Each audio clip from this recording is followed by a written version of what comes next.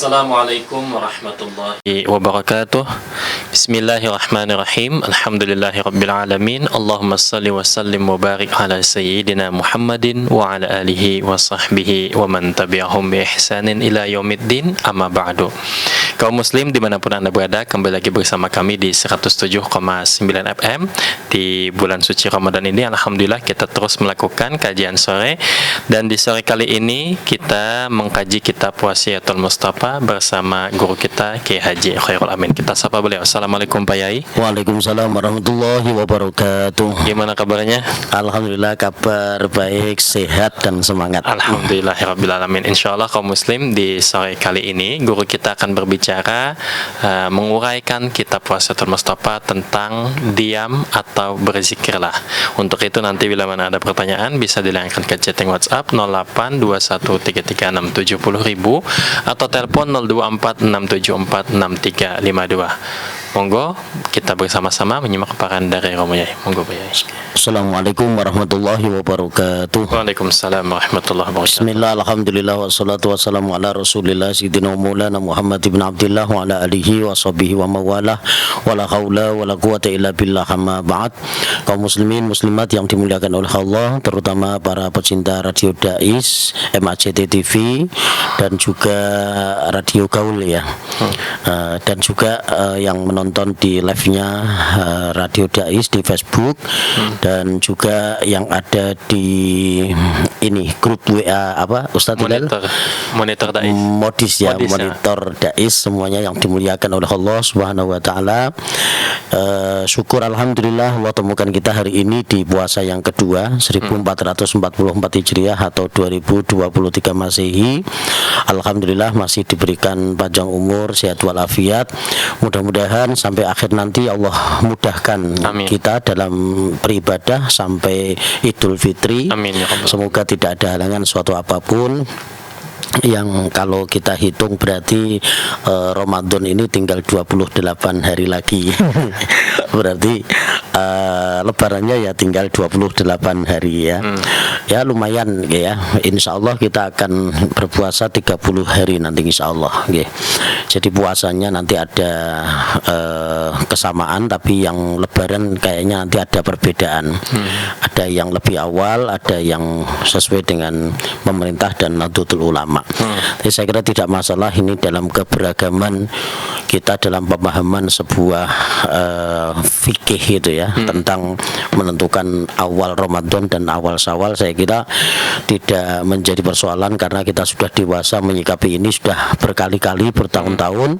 Kalau dulu waktu saya kecil itu sudah pernah terjadi seperti ini, tapi kaget itu ya, karena sedang mengawali perbedaan itu. Kalau sekarang insya Allah sudah makin dewasa, tapi biasanya yang pada mengikuti ya yang dari pemerintah langsung. Saya kira tidak masalah. Hari ini kita akan berbicara tentang diam atau berzikirlah gitu ya. Diam atau berzikirlah. Berarti artinya ini agak imbang ya, antara diam itu atau berzikir. Itu berarti daripada kita misalnya ngomongin orang yang tidak baik, kemudian menggunjing, mengadu domba, menfitnah bahkan, atau mencari perkara yang mendatangkan maksiat, itu masih mendingan kita itu berzikir. Kalau tidak bisa berzikir ya kita diam saja. Nah dalam hal ini orang diam itu ketika puasa itu bernilai zikir ya. Jadi ternyata ini sinkron ya. Jadi zikir sama diem itu pada saat puasa itu diemnya itu sama dengan zikir. Jadi meningkat. Orang diam di dalam berpuasa maka dia pahalanya seperti orang yang berzikir. Orang yang berzikir saat dia puasa itu sama dengan orang yang sholat sunnah. Orang sholat sunnah pada saat dia berpuasa maka pahalanya seperti sholat wajib. Sholat wajibnya orang yang berpuasa dilipat gandakan oleh Allah 70 kali lipat pahala, bahkan wallahu yudhaifu liman yasha wallahu wasi'un alim, bisa lebih dari itu. Ini menunjukkan bahwa Allah itu mengobral pahala di bulan suci Ramadan. Sampai diem saja dianggap zikir. Itu artinya orang diem saja dianggap berzikir, itu artinya Allah itu sedang mengobral pahala. Obral itu ciri-cirinya satu, itu mudah dicari, gitu ya. Jadi dimanapun saja tempat kita itu selalu ada pahala di situ. Diem saja, dimanapun saja kita diem itu dianggap zikir. Itu artinya diobral sama Allah, goleane gampang. Nah, kemudian yang kedua, ciri-ciri obral itu adalah harganya murah. Harganya murah. Orang yang diem dianggap zikir itu kan murah sekali, gitu ya. Kalau zikir kan harus mengucapkan kata-kata, kalimat, menyebut. Tapi ini orang diem kok dianggap zikir, itu alangkah murahnya fadl atau anugerah dari Allah kepada kita bagi orang yang berpuasa. Kemudian yang ketiga, di samping barangnya banyak, kemudian harganya murah, mudah dicari, ya, mudah dicari, di mana-mana ada. Nah, inilah bagian daripada kesempatan kita untuk meningkatkan amal ibadah kita saat bulan suci Ramadan. Di mana kalau diam saja berzikir itu artinya bagaimana dengan kita beribadah yang lain, membaca Al-Qur'an, iktikaf, kemudian puasa itu sendiri, kemudian bersedekah, gitu ya. Berbagi kepada sesama, termasuk tholabul ilmi, kajian seperti ini kita niatkan untuk di dalam Ramadan ini kita syiarkan agama, syiarkan ilmu.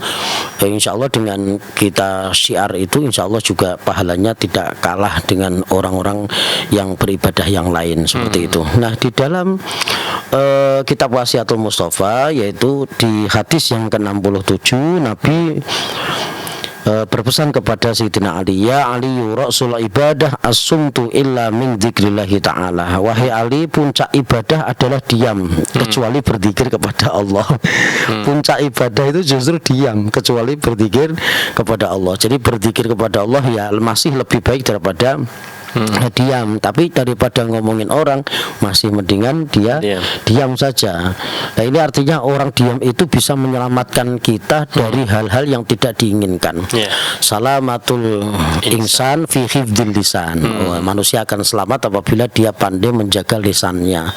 Alisan zohiru cirmi adimul curmi. Nah, jadi lisan itu kecil bentuknya tapi besar akibatnya. Maka kalau kita bisa mengendalikan lisan kita, insya Allah selamat dari lisan yang terpeleset.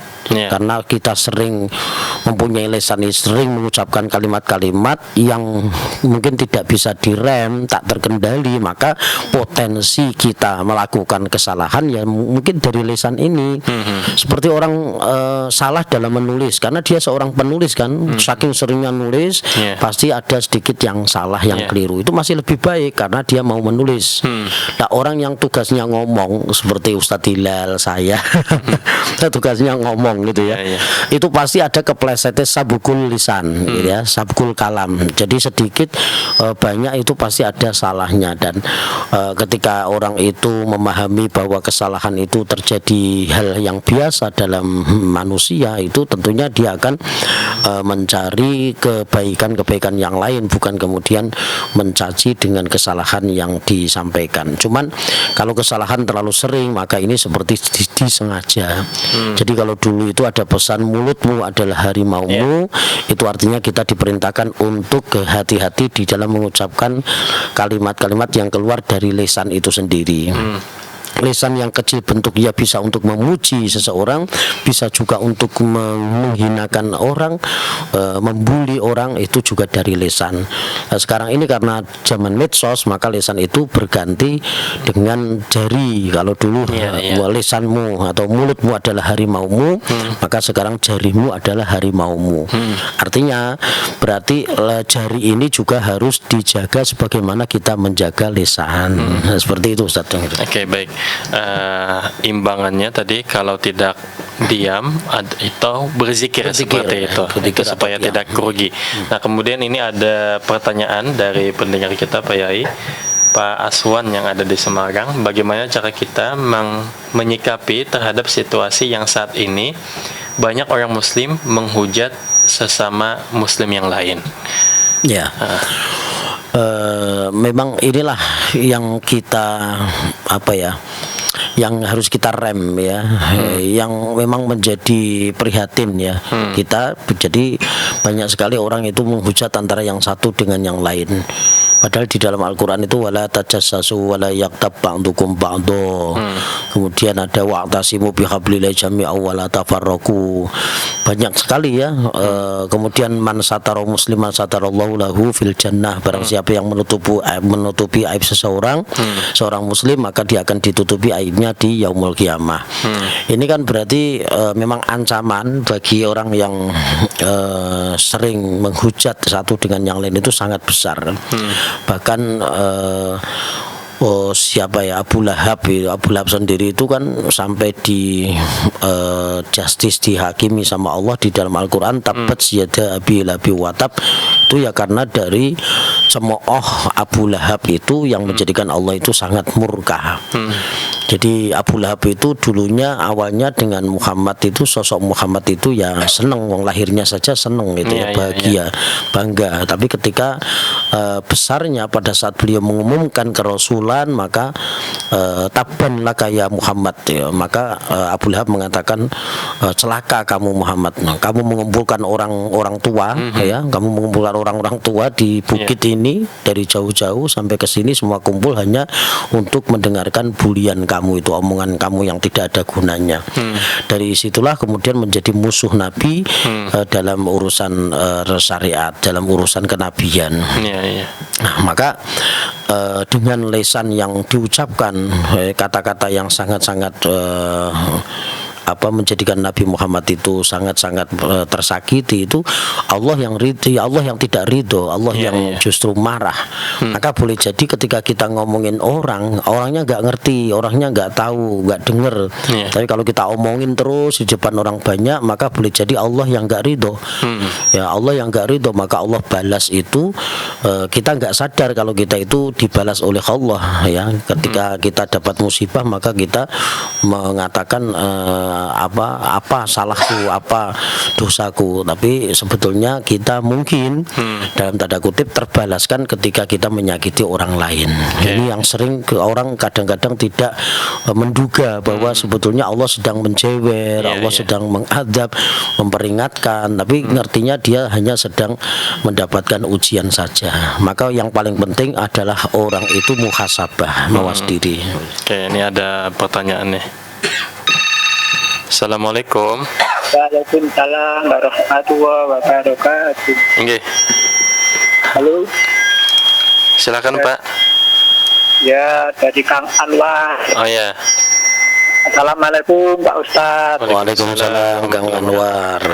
Tadi siang saya sholat Jumat. Panas, di jalanan banyak debu. Lalu mata saya kena debu. Lalu saya pulang, saya kasih obat tetes mata. Saya sedang puasa. Bagaimana hukumnya Pak Ustadz? Terima kasih. Assalamualaikum warahmatullahi wabarakatuh. Waalaikumsalam warahmatullahi wabarakatuh. Baik, tetes mata tidak membatalkan puasa. Ya, jadi tetes mata itu hanya sampai di tenggorokan. Sampai di tenggorokan, memang di tenggorokan itu ada terasa gitu ya, tapi tidak membatalkan, itu sepakatan ulama. Yang membatalkan itu mulut, kemudian telinga, hidung, kemudian dan kubul, dubur ya. Jalan besar, jalan depan, jalan belakang itu membatalkan. Tapi yang tetes mata ini tidak. Suntik itu juga tidak membatalkan. Berarti 5 lubang tadi ya yang batal. Iya, jadi Mas Anwar tenang saja. Apalagi tanyanya setelah sudah dilakukan. Tapi tenang, untungnya enggak telinga yang ditetesin. Kalau telinga yang ditetesin ya batal. Tapi karena belum tahu itu ya. Tapi yang mata memang tidak batal Mas Anwar ya. Jadi tenang saja. Untuk tetes mata tidak membatalkan puasa. Baik kaum muslim, jangan kemana-mana. Ini sangat menarik sekali. Dan kita akan kembali setelah nada berikut ini.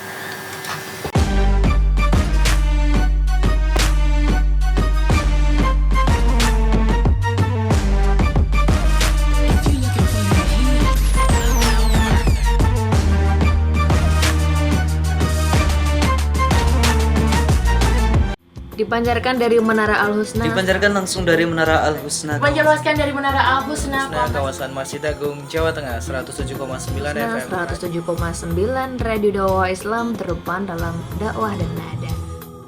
Radio Dakwah Islam atau yang kerap disingkat Radio Dais telah mengudara sejak 23 September 2006. Radio berfrekuensi 107,90 MHz yang bertempat di lantai 1 Menara Al-Husna kawasan Masjid Agung Jawa Tengah merupakan radio yang bukan hanya menampilkan dakwah syiar agama Islam. Tapi ternyata yang lain adalah Dais menyajikan acara hiburan, pendidikan, dan informasi dengan format Islami. Saatnya disapa dulu ya, udah gabung via SMS-nya. Berjumpa kembali bersama saya Conan di dalam acara Uswah. Kita akan membahas sesuatu yang berkaitan dengan tanaman kaum muslim. Masih dalam acara Salam Pagi. Kaum muslim, sesaat lagi kita akan bergabung dengan Masjid Agung Jawa Tengah untuk menantikan azan sholat zuhur. Senang sekali Kak Fajar pagi hari ini bisa menemani adik-adik semua dalam acara siaran anak RA. Selain itu, Dais mempunyai keunggulan untuk memikat hati para pendengar dan berbeda dari radio lainnya, yaitu adanya segmen dialog interaktif mengenai syiar agama Islam yang sangat dibutuhkan setiap masyarakat. Radio Dais menjangkau daerah Semarang, Demak, Kendal, dan sekitarnya. Bagi pendengar yang berada di luar kota, tidak perlu takut ketinggalan berita.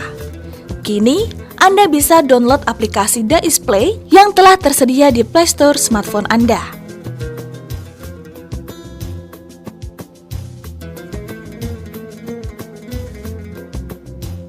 Radio Dais, terdepan dalam dakwah dan nada.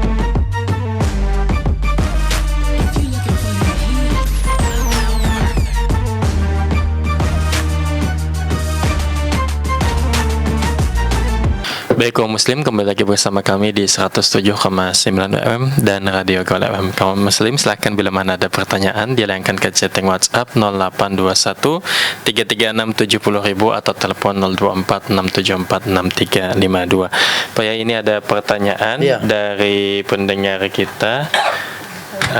Pertanyaannya, Assalamualaikum warahmatullahi wabarakatuh. Waalaikumsalam warahmatullahi wabarakatuh. Apa benar orang yang puasa tapi tidak sholat, puasanya tidak diterima oleh Allah?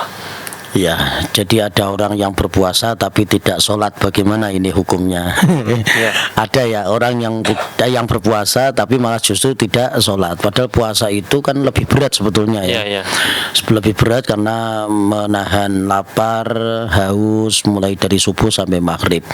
Sementara sholat itu hanya dilakukan bisa sampai 5 menit saja atau 7 menit seperti itu.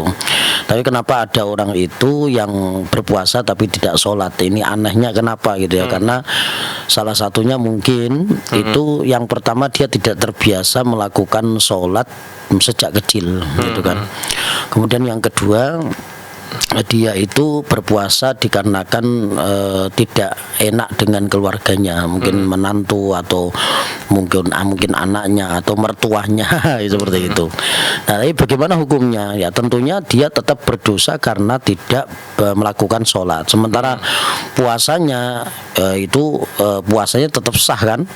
Tetap sah, tapi anehnya ketika ibadah yang pokok itu tidak dilakukan, itu nanti kembalikan lagi kepada Allah. Ya, kembali lagi kepada Allah, tapi yang jelas puasanya tetap tidak batal, tapi adapun pahalanya itu nanti kita kembalikan lagi kepada Allah, kita tidak tahu persisnya ya. Tapi yang jelas pahala tetap ada karena syariatnya dilakukan, yaitu dia ya makan sahur, ya berbuka, menahan lapar dan haus. Nah, ketika dia meninggalkan sholat kan sama saja dengan melakukan perbuatan yang besar, perbuatan dosa yang besar ya, karena meninggalkan sholat kan termasuk dosa besar itu ya. Nah itu nanti urusannya dengan Allah saja. Jadi kalau sahnya tetap sah seperti itu. Kemudian ada lagi pertanyaan dari Mas Agam di Karangawen. Dia bertanya, Yai izin bertanya, perempuan yang berumah tangga yang sudah ditinggal pergi suaminya sampai masa 3 tahun, itu apakah sudah jatuh talak? Kemudian dan umpamanya sampai dinikah oleh orang lain, apakah bisa dan apakah sah nikahnya tersebut? Minta sesuluh Yai. Baik, yang pertama sesuai dengan sigo taklik ya. Kalau di buku nikah itu memang tertulis 3 tahun lamanya atau tidak memberikan nafkah sekian lamanya.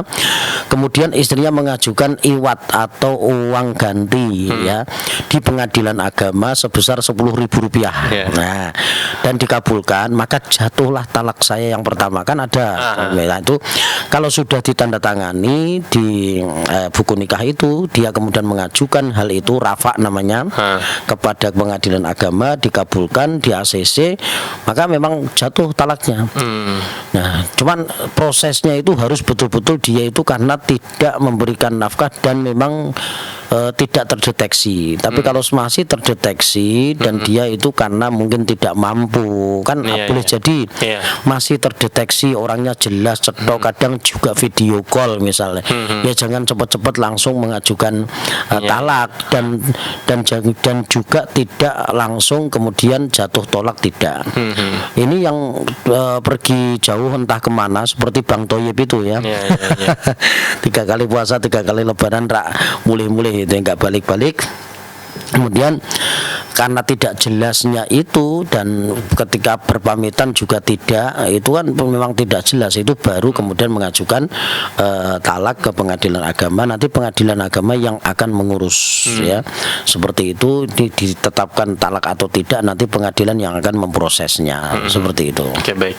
Kemudian ada lagi pertanyaan dari Mas Aswan di Semarang. Jika disuruh memilih, seorang suami harus mengutamakan berbakti kepada bapak atau ibu nji? Terima kasih. Baik, seorang suami pertama kali tetap kepada ibunya karena posisi dia kan sebagai anak gitu ya. Sedangkan istri itu kepada suaminya karena sudah berumah tangga. Itu pun juga harus suaminya itu sesuai dengan standar orang soleh. Kalau suaminya itu begajulan misalnya nggak soleh, tentunya yang harus diterapkan kepada suami dari seorang istri itu berbeda ketentuannya. Nah, kalau suami yang perlu ditaati itu ayah atau ibu ya, itu semua berawal dari ibu dulu ya, asal tidak untuk maksiat. La ta'ata li makhlukin fi maksiatil khaliq. Tidak ada taat kepada makhluk siapapun kalau di perintahnya itu mengandung maksiat. Selagi tidak maksiat, maka perintahnya harus kita taati. Baik, kaum muslim itu alhamdulillah banyak ilmu dan faedah yang bisa kita ambil di sore kali ini. Dan untuk menambah keberkahan majelis kita mintakan doa dari Pak Yai. Monggo Pak Yai. Bismillahirrahmanirrahim. Alhamdulillahirabbil alamin, hamdas syakirin, hamdan na'imin, hamdan dzakirin, hamdan yufina wa yukafi mazidahi. Rabbana lakal hamdu kama yanbaghi li jalali wajhikal karimi wa 'azimi sultanik. Allahumma inna nas'aluka ridhaka wal jannata wa na'udzubika min sakhatika wan nar. Allahumma innaka 'afuwwun karim tuhibbul 'afwa fa'fu 'anna ya karim. Rabbana atina fid dunya hasanah wa fil akhirati hasanah wa qina adzabannar. Walhamdulillahirabbil alamin. Demikian kaum muslim, saya Hilal mohon undur diri. Terima kasih atas segala perhatian dan kerjasamanya. Wallahul muwaffiq ila aqwamit thoriq. Wassalamualaikum warahmatullahi wabarakatuh.